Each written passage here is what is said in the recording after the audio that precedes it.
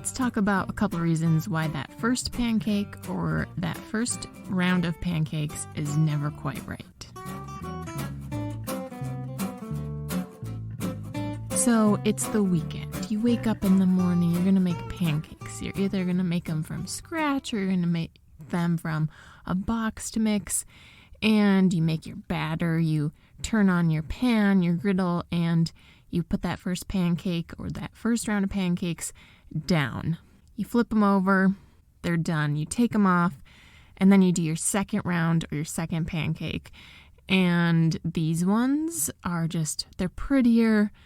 They're maybe a little fluffier. They just have that nice golden color on the outside of them. It's not splotchy. It's nice and flat. It's just a much more beautiful pancake compared to that first one or that first batch. Why? What's going on? So there are two things, and it comes down to temperature. The temperature of your batter and the temperature of your griddle or your pan.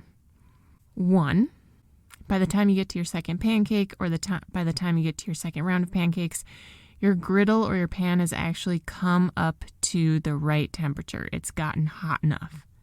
And then the temperature of your batter. By the time you get to your second pancake or your second round of pancakes, your batter has warmed up. Oftentimes when we make pancakes, this goes in line with baking. You're supposed to use room temperature ingredients when you make a batter. So oftentimes I'm very guilty of this.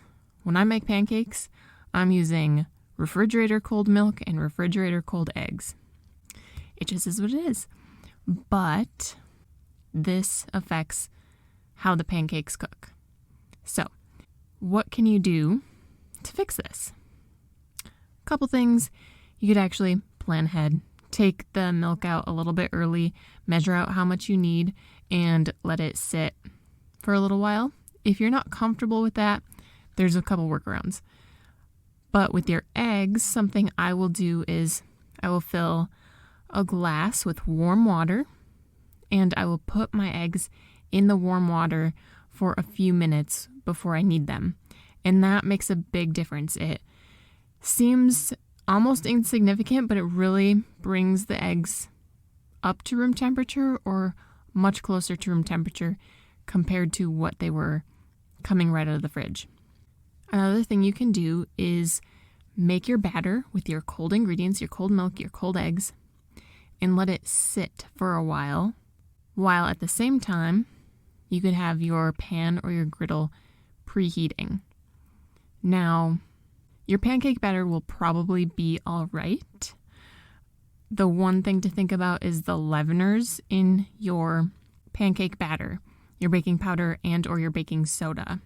Most of our baking powders are double action, or is it baking soda? I think it's baking powder, are double action. So there's an initial reaction when it comes into contact with a liquid, and then there's another reaction when the batter is exposed to a higher temperature.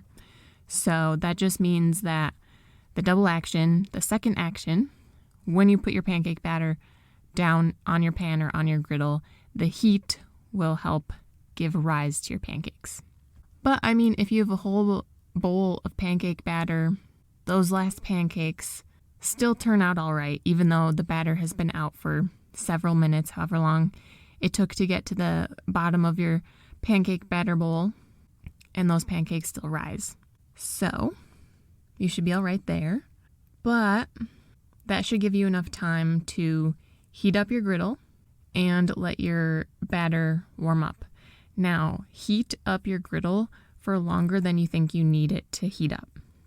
I oftentimes will turn my griddle or my pan on over medium heat right before I start putting together my pancake batter. And I make my batter from scratch. I don't use Bisquick or any powders or anything. So I am just measuring all my ingredients into a bowl before making my pancakes. And then, once I'm ready to drop pancake batter, I will turn my heat down to medium-low. That's just the temperature that works for me and my pan and my stove. And my griddle will be nice and hot. So just turning it down to medium-low. It's nice and hot, and it'll sizzle when your pancake batter hits it. So my griddle could be preheating from between 5 to 10 minutes in total, which seems like a lot, but if you've made pancakes before and you have not preheated your griddle, you know you have seen the difference between that first pancake and that second pancake, or the first round and the second round of pancakes. Temperature makes a difference. So the next weekend, or this morning if you're listening to this on a day where you're making pancakes this morning for breakfast, preheat your griddle at least 5 minutes. Maybe that's too long, but I think it's about 5 minutes. Preheat your griddle longer than you think you need it to be preheated. And warm up your eggs a little bit.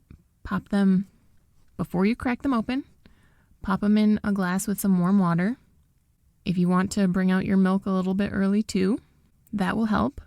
And then let your pancake batter sit for a few minutes once you've mixed it up before putting it on your griddle or on your pan to make pancakes. Now, this may vary a little bit if you are making pancakes from a pancake mix. I am not well versed in using a store-bought pancake mix. I don't know if you just have to add water. If that is the case, you just have to add water. Don't use cold water. Use room temperature water, and that will help keep your batter warmer. Room temperature. It doesn't have to be warm batter, just not cold batter. So those are my 2 tips for helping you to get that first pancake or that first batch of pancakes to look like the rest of them. A nice hot griddle and a room temperature batter. If you guys have any other suggestions or any comments about what I said in today's episode and you're listening on YouTube, please go ahead and leave a comment. Be sure to subscribe or follow for more content. If you are listening on podcasts, I'd be so grateful if you would rate and review the Recipes with Ray podcast. If you missed the last episode, I will leave it here on screen or linked down below in the show notes for you guys. And always remember that Jesus loves you and he wants a relationship with you.